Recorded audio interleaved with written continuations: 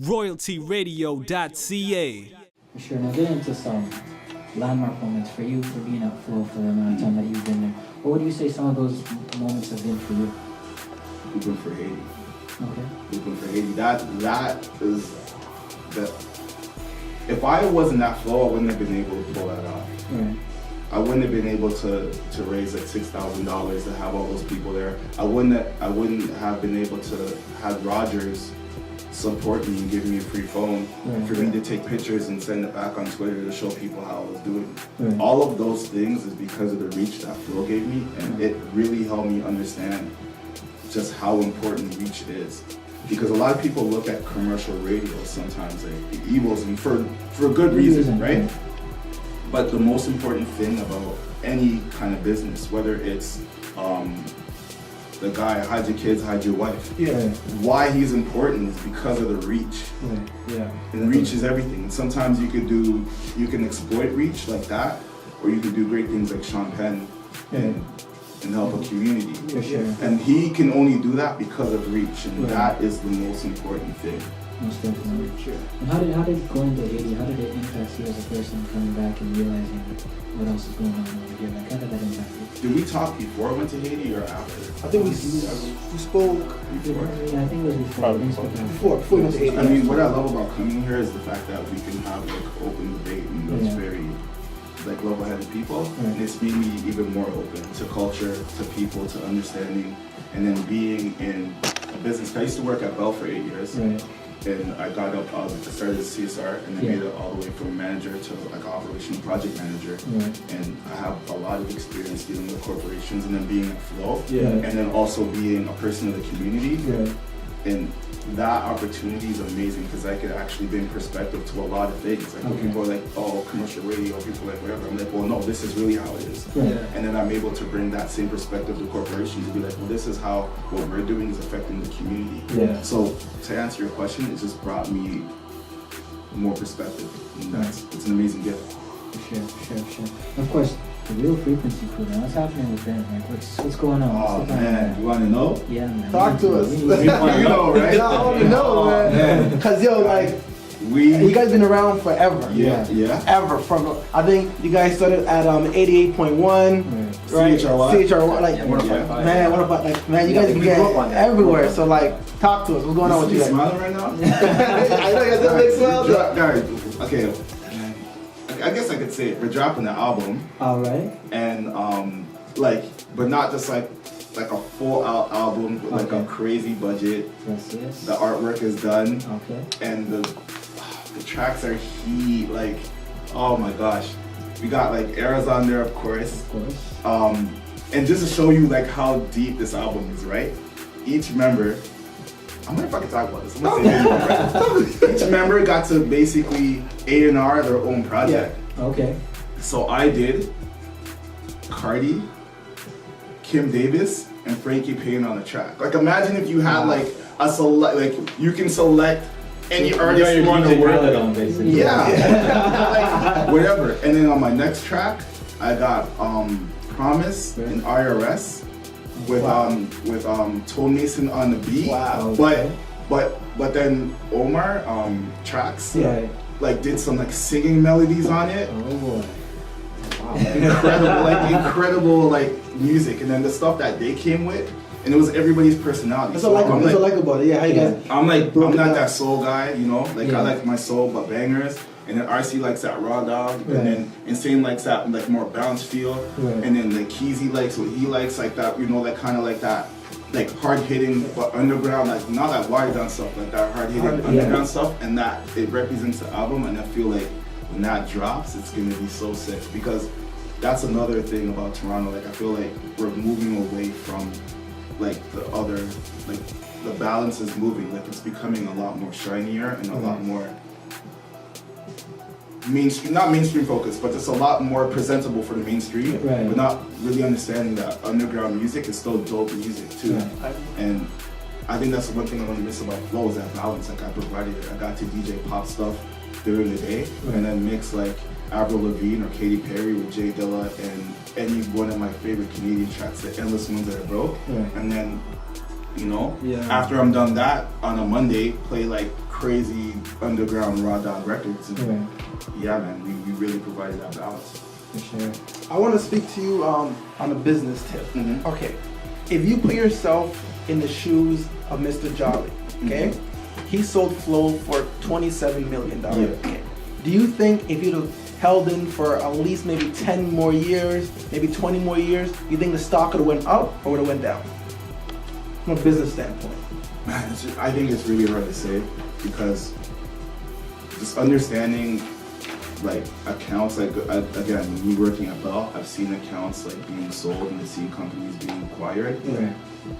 I think it's really hard to say because I don't have that kind of experience in terms of how that really works and like what they look at. But what I do know is this: I do know that I think personally the brand is worth more. And I think because it's radio business and radio business isn't doing well, a lot of those things affect the price. But I think the Flow for brand is stronger than a lot of us appreciate, and I think it's worth more. I don't know if he could have got more just given the type of business that he's selling and the climate of the business. But a lot of that too has a lot to do with so much that it's beyond our comprehension, and that's because of what I know, right? Yeah. But I think that the brand for Flow is worth way more. Yeah. Okay. Now, in terms of advertising, because advertising is everything. How hard is it for a station in general just to go out and bring in those sponsors and everybody to support them just to get that station rolling? We had a sick sales team. Like our sales team's sick. And those guys are really good. But again, it's a climate of the business and also understanding that when you have a station that has certain numbers, it's going to be really hard to sell ads at the price that Z would because they have better numbers. And that's just the reality of the business. Yeah. Okay. Right. Do advertisers just look at the numbers alone, or do they like look at the music? Are they like, do you think advertisers are like, station? Yeah, like no advertisers, are they like, I don't want to advertise on that station, only black people listen to that station, they're not going to buy my product. Is that it, or do they just like see, okay, no, I think it's the opposite way. I think sometimes because of the uniqueness of the station, sometimes, like, well, it depends. If you want your product to reach people, right, then you're going to have to go for a station that's bigger. The Chum's the biggest, regardless of how you want to dice it. You want to reach people, you're going to roll with Chum. But if you're like, you know what, I have a product that's very like unique, and it's a unique station, then you're not going to look at the numbers. That depends again on the product that you're trying to advertise. Well, I guess now that with Chum, they can have a better sales force to attract all types of advertising. The resources that they have at CTV, like, look, CTV owns Chum. Yeah. And apparently, like, again, I do my research, but I think I heard Bell owns CTV. They do. Yeah, they do. Yeah, okay. right. So what that means, oh man, I really, I can go on and say this, I really wish I was there because I know exactly what those opportunities can do. And like the amount of resources, again, imagine if I was there and I was doing Hooping for Haiti, being there now. Imagine the press it would have got. Imagine how much more people could have helped with that. Like people don't really understand that. That would have been amazing. And look what we did with the limited resources we had. You know what I mean? So no, it's true because I mean even like the new Flow now. Even on CTV news, like Yeah, because even like you listen to like the weather report is linked to the actual I think CP24 or the CTV actual weatherman. So it's cross promoted, which I see why they did what they did. You know? No, I mean, man, people, you gotta really look at the bigger picture. It's not about, again, go here, let me be devil's advocate. I understand why the community is upset, and I understand like where we fell short. Right. But maybe, just maybe, and I'll leave this up to everybody else to decide, maybe you're pointing the fingers at the wrong people. Maybe we're the blame, not Chum. And I'll just leave that for food for thought. To me personally, I feel like the hip hop culture in Canada, they kind of, not Canada, I'll speak about Toronto because I'm here in Toronto, but I would say, I think we need a few workshops for artists. How do you feel about that? Oh my God. Because like... You mean, oh man, my record soon come, my video soon come. It's the hottest thing ever. Oh my gosh. Yeah, Zimmy, man. I'm the hottest in the streets. This is like the most popular. I don't think, I personally, this is my opinion on our hip hop community in general. I don't think we have enough majors. I don't think we have enough chases. I don't think we have enough people like you we don't have enough people who understand business. It's not about they could be selling cookies and they wouldn't be successful. And it's not a diss on artists, but like there's a reason why like people like us are successful, right? It's not because like we're smarter than anybody else. It's because I have had a certain amount of experience handling business, so I understand business. You understand. Major understands business. Look at Major's cousin. Look at these people. There's a reason why these people are successful. And you can take the same application and apply it to any business. Music business is no different. So I don't think workshops will help these guys. Yeah, in my opinion. I think they have to actually run a business. If you're successful in one business, you're going to be successful in another business, right? And the thing is, artists are creative, they're not business minded. So that's where you have the problem. And then we don't really have like mini moguls. Like we can name the artists in Toronto who aren't successful but who aren't. And you can see they have people, they got a movement. There's a reason why it's not by fluke. Right. You know what I mean? What do you say sometimes to the managers or the managers who manage these artists are so focused about themselves, I guess, in the sense that they don't really take time to... No, you know, that to me, I think there's too much managers who just pick up and say, I'm a manager tomorrow. And they don't understand their employees. Yes. They don't understand their employees. Where did this come from? This whole like, I'm a manager, but a manager is an employee. Yeah. Who's like, yo, I'm a man, and then if you have nothing to manage, what are you really managing? You're a supporter.